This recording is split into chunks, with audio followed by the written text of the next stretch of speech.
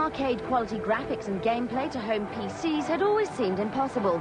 But as technology advanced, the first 3D accelerated graphics cards appeared, and as predicted, a gaming revolution began. Soon, all the latest 3D games offered support to the new cards, allowing them to look amazingly detailed without any reduction in the game's overall performance.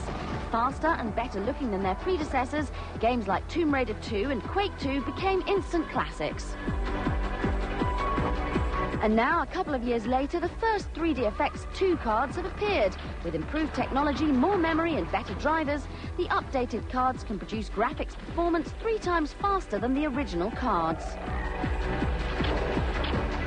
Based on the Voodoo2 chipset, there are only a handful of different cards available at the moment. The 2 we tested were from Creative Labs and Orchid, both with a huge 12 megabytes of memory. Although prices vary, both cards produce the same basic level of gameplay, and noticing anything different between the 2 was virtually impossible. Can you spot any difference between these 2 versions of Unreal?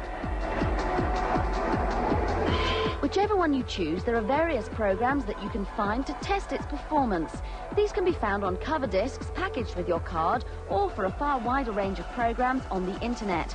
After running each test, they'll usually give you figures detailing your machine's 3D performance, results that will identify the few technical differences between each one.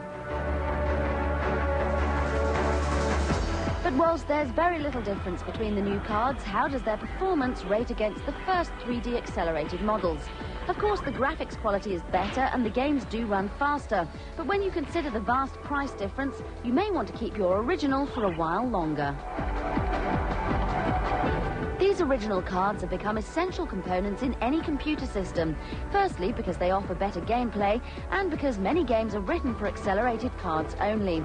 But as software runs perfectly well on both new and old cards, upgrading your computer isn't quite as important as before, at least not yet. The main reason to buy any of the new 3D cards, whether they're based on the Voodoo2 or the forthcoming Power VR2 chipsets, is for future use. With the extra memory and improved technology, it won't be long before certain games become wholly dependent on the new cards.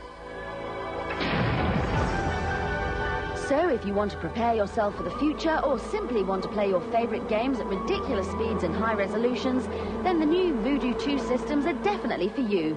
Games just don't get much more stunning than this.